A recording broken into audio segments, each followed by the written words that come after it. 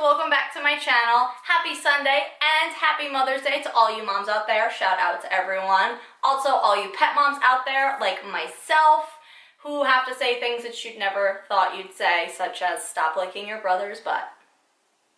That's right, folks. Mom in it. Anyway, I wanted to pop on here to talk about all of the things that I have set up for this week in speech. It is our last week, y'all. This is the home stretch. Not counting makeups, but this is the last week of formal speech sessions that we are going to be having for the entire year. And I know last week I was kind of commenting on doing a camping theme, and that is what I am rolling out this week. And I'm super excited. A little nervous because not everything is done, as you will see, but still very excited nonetheless. For the story that we are going to be reading this week, I'm going to be doing Scaredy Squirrel Goes Camping. I'm actually doing an ebook version, so I just printed out a picture of what the cover looks like. It wasn't my choice to do the ebook version, but my library only has it on ebook, and the school library does not have it at all. Hence, we're doing the ebook version. But it's actually a really cute book. So I can use it for my younger kids all the way up through all of my language sessions, because the older kids are going to get the humor in it, and then the younger kids are going to like identifying the different things that we need in the story and kind of just the basic storyline. But there are some like little parts that are a little bit more humorous that like my 3rd and 4th graders are going to understand that the preschool kids won't. So I'm really excited that I get to use this book for like the whole thing, because sometimes my older kiddos can't do what I planned for my younger kids, and this time it is not the case. So this is the book we are going to be reading. I highly recommend it. Honestly, the digital version might be better. If you had a smartboard, it would be really cool to be able to project the story, but I'm just going to be using it on my laptop or the iPad, whichever one I kind of have charged at the time. I know last week I was mentioning ordering one of those little campfire sets off of Amazon. Turns out that they are not as big as I thought. One of them is like a nightlight version, so it was only like I think 4 inches tall by 4 inches high.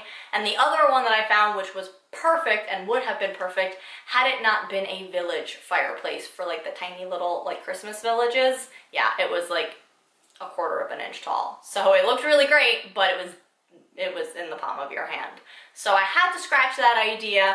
I was scouring the internet because I was thinking, what can I do that will make it an experience and that we can kind of act it out and role play and have some fun stuff. And I came up with making a felt fire. And so I went up to Michael's on Friday. I got the good felt so it would kind of like stay together. My plan was to make it and stuff it, and then this way it would all be a 3-dimensional figure. But I'm having a little bit of trouble with getting all of the pieces sealed together. Here is my fire thus far, with some hair on it, of course, courtesy of my cats. I have it where I had 3 pieces and I was going to stick the 3rd piece in the center and then you just stuff it. But I do not have my super glue. I left it at work and I really didn't want to have to sew it. I have a feeling that's going to have to be how it goes, because I glued this together at like 8 o'clock this morning. It's still not dry and it can peel apart. So I'm going to have to figure out a way to finish this, but it's going to look super cute once it is all together. If I can't stuff it, what I'm going to do is I've seen it where they just kind of like squish them all together and it will stand up. I'm not sure if you can see that. And you just kind of glue all of the pieces together and it still will stand vertically. It just won't be as 3-dimensional as one would have initially hoped. But this is what I'm going to keep working on today to see if I can't make it, you know, stay up and stay sealed together. So I will definitely update you guys on Instagram with how this beauty turned out. Along with my felt fireplace, we are going to be using the felt s'mores kit from Target that I got, who even knows how long ago at this point. It's got 2 marshmallows on a stick, 2 graham crackers, a square of chocolate, and then a toasted marshmallow that you can kind of just squish together. So this is only one set. Honestly, I wish I had bought so many more of these because I didn't realize that it was only like 1 set to make a s'more. But this will just be for like visual purposes. I don't even know if I'm actually going to have my whole group use this, just because there's 13 kids and I feel like this is gonna cause a little bit of pandemonium. So we might not end up using this like during the actual session. It might just be for show, but I did make my own s'mores sets, and I will show you guys what those look like. First things first, you cannot make a s'mores without your trusty stick. So I created these little tiny sticks, and then what I did was just put a drop of the tacket over and over again, so that this way I could stick a marshmallow on their stick and they can pretend to roast it in the fireplace. And I actually went above and beyond and tried to actually make it look like wood grain. Not really sure how well I transferred that, but it is what it is. We're gonna use it. I think it looks really cute. So we've got 12 of these sticks, and then what, like I said, what you just do is, here is the brand new marshmallow. You're just going to put it on your stick at any point, and then this way they can kind of hold it over the fire and roast it and kind of pretend to make their s'mores. This will also help when we're doing the sequencing, because there is a side sequencing activity, but I just thought this would be really cute, and then they can all take a turn and they'll all have sticks and whatnot. So there's that. Next, I've got all of my s'more pieces. So I've got the graham cracker, I've got the squished marshmallow that's already toasted, and then I've got the square of chocolate. So they are just going to be assembling their s'mores, and then they will put another graham cracker on top. I was looking for actual like s'mores flavored treats, but I couldn't find any. I thought Ritz made them. They were like the little s'mores squares. I swear they made them years ago when I was a kid, but they didn't have any at the grocery store when I went, so not quite sure what that was. Unfortunately, I can't actually make s'mores with them because we don't have a heat source to melt the marshmallows, but that would have been really cool. If you have that ability, I definitely suggest doing that, because that would be so much more fun. And if we were not doing an ice cream party with my social skills group at my homeschool, I probably would have suggested that we make s'mores, because we do a lot of treats in that group where we make different things, and I think that would have been really cute to do with them. Along with my s'mores set, I have some picture cards, and then these are just going to be what the kids are asking for. So I will have a sentence strip that says I want, and then they will have to pick the card that they need. So a toasted marshmallow, just a regular marshmallow, some chocolate, a stick, and then a graham cracker. And hopefully this will help facilitate the communication while we're sitting around our campfire and we're all kind of passing things out. Like I've said before, a lot of my kids are working on making wants and needs known and requesting things, so that's why I make so many of these, because it's really easy, especially when they have all of the other students acting as models, that they could see everybody got a marshmallow, they need a marshmallow, and that kind of prompts them to ask for one without me having to directly ask them, like, oh, what do you need? So I like to facilitate this as much as possible with especially my younger kiddos who are working on those requesting type goals. Also, for my older kids, I really wanted to talk about sequencing, how to make a s'mores, and I've broken it down into 5 different steps.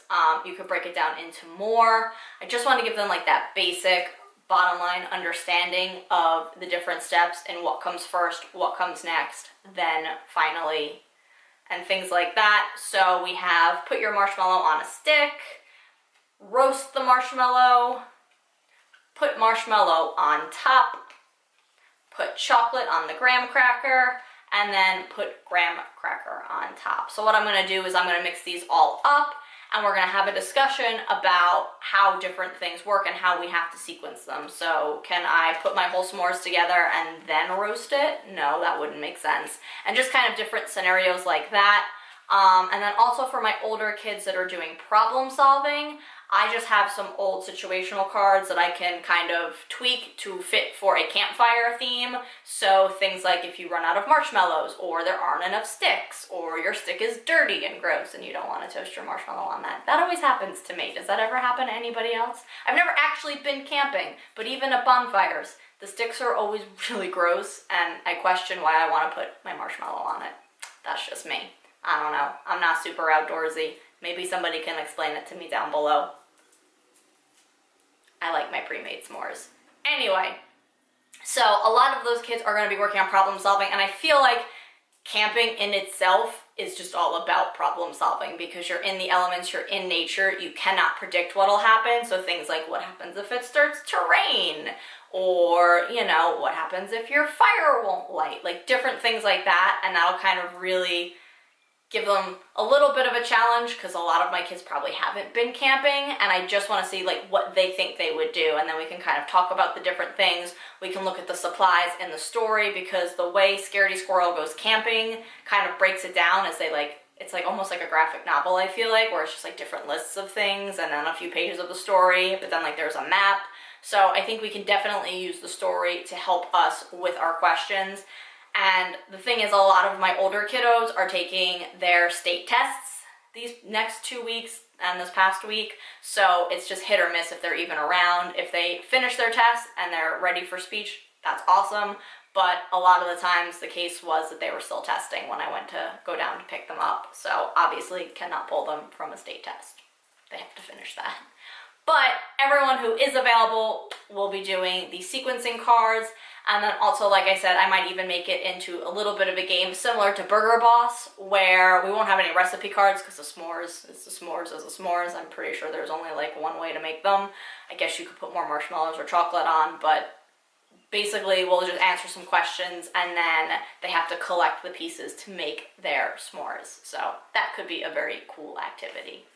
For my articulation kiddos, I am going to be doing a myriad of games and activities, because they are pretty much done.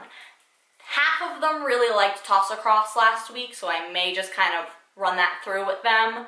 And then my other half were not so thrilled about it. They didn't like the fact that it was a beanbag game. I don't understand. I thought it was the coolest thing, but some of them were like not as impressed as they should have been. The other games that I'm going to bust out are probably Don't Spill the Beans. I have that. For my girls, I have the Disney Princess Cupcake game, where they have to gather the pieces to make a cupcake, and they love that, and I'm pretty sure I haven't broke that out in like 2 or 3 years. So definitely time to pull that out. Like I said, just those quick 5-minute things, and then next week when I pull them for their 30-minute makeup sessions, we're gonna play games like Silly Street, which I'll probably explain next week. And I can also use this for my language kids, because it's all about following multi-step directions and doing different things. So this is a great game for mixed groups. But I definitely will be using this with my articulation kiddos. That's everything that I've got for this week in speech. Let me know in the comments down below what you guys have planned. Like I said, I definitely think this camping theme is awesome in the summertime, and if you have a little bit more notice and you can plan for it, I think it would be really cool if you got things like a lantern and the frying pan. Maybe if you had a tent or a teepee, like that would be really awesome. I think just because it's my last week and I'm kind of figuring out what kids are even available, the campfire with the s'mores will be more than adequate, and I'm really excited to see everyone's reaction. I'm hoping that they love it just as much as I do. Make sure you're following me on Instagram. My handle is The Speech Loft. That's where I post all of my updates throughout the week of everything that I've been working on and doing. That's where you'll see if I can make this fire work, or if I have to abandon it and come up with a new idea, which I really hope I don't. Make sure you give this video a thumbs up and subscribe if you would like more weekly videos and to see what I'm doing with my kiddos in speech. And I will see you guys next week. Bye.